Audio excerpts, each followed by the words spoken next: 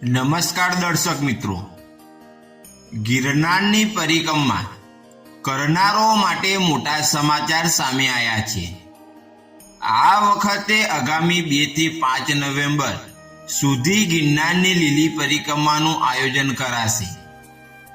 ગુજરાતના જૂનાગઢ ખાતે આવેલા પવિત્ર ગિરનાર પર્વતની આસપાસ યોજાતી ગિરનાર પરિક્રમા અથવા ગિરનારની લીલી પરિક્રમાની તૈયારીઓને લઈને મોટા સમાચાર સામે આવ્યા છે।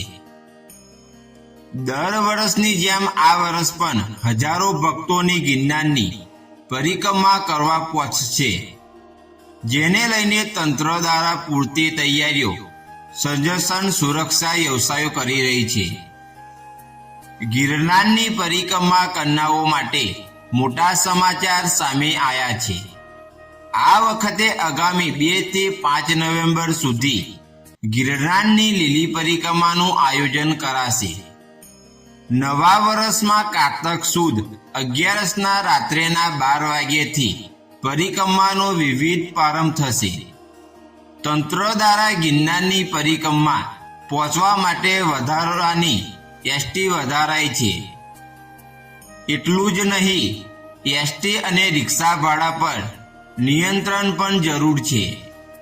ગિરનારની લીલી પરિક્રમા જરૂર મુજબના સ્થળે વીજ પુરવઠાની વ્યવસ્થાએ પ્રશાસને આયોજન જરૂર કર્યું છે।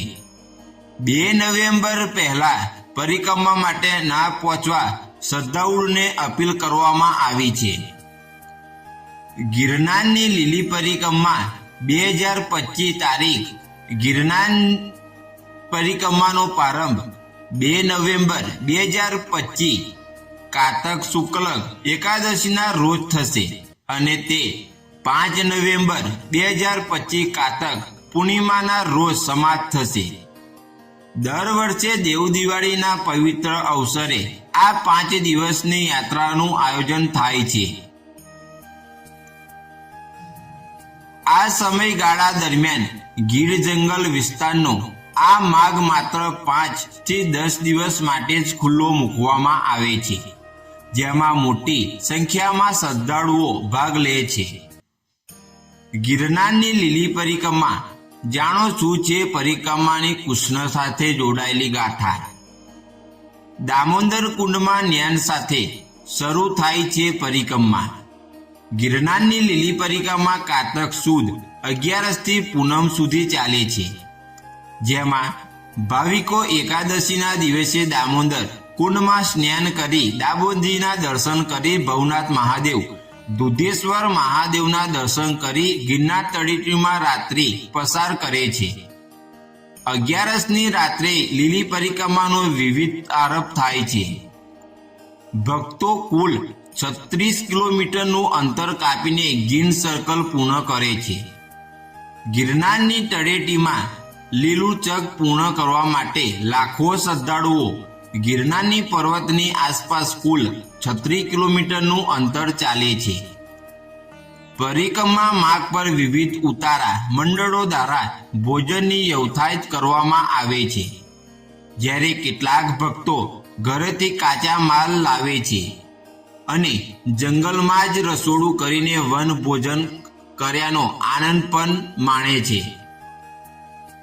36 કિલોમીટરની પરિક્રમા પ્રથમ પડાવ 12 કિમી આવે છે, બીજો પડાવ 8 કિમીએ, ત્રીજો પડાવ 8 કિમી અને ચોથો પડાવ 8 કિમીએ ભવનાથમાં આવે છે।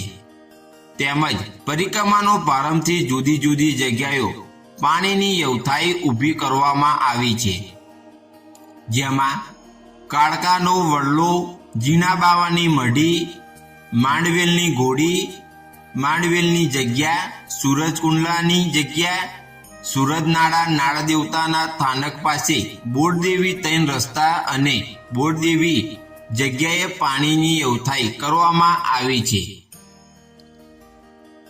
લીલી પરિક્રમાનું ધાર્મિક મહત્વ કહેવાય છે કે ગિરનાર શૌર્ય, સમર્પણ, ભક્તિ, એક અને અનેક ફનાગરીની અનેક ગાથાઓને પોતામાં સંગ્રહીને અળીખમ ઉભેલા ગિરનાર જ્યારે વાદળથી વાતું કરતો હોય એમાં કેટલા બધા રહસ્ય છે. તેમાંનું એક રહસ્ય લીલી પરિક્રમા શા માટે કરવામાં આવે. અને પછી કૃષ્ણ ભગવાનની માયાથી અને ગિરનારમાં ચાલુ થઈ. શરૂઆતના સમયમાં તો રસ્તો બહુ ખરાબ હતો, પહાડો વાળો હતો અને એવું કહેવામાં આવે છે કે ગિરનાર લીલી પરિક્રમા કેમ? કારણ કે ગિરનારમાં 33 કરોડ દેવતાનો વાસ છે અને જો તમારે 33 કરોડ દેવતાનું પુણ્ય કમાવવું હોય ને તો ગિરનારની લીલી પરિક્રમા કરવા પહોંચી જાજો. કારણ કે ગિરનારની લીલી પરિક્રમા કર્યા પછી તમને 68 તીર્થસ્થાનોનું ફળ મળે છે. તો આવો છે ને ગિરનારની લીલી પરિક્રમા કરવા માટે આ વર્ષે આવનારા વિડીયોમાં એવી કઈ 5 વસ્તુ છે કે જે તમારે ગિરનાર લીલી પરિક્રમા કરતી વખતે ના કરવી જોઈએ તેનો વિડીયો આવી રહ્યો છે. તો ચેનલને સબસ્ક્રાઇબ કરી દેજો. જય ગિરનારી.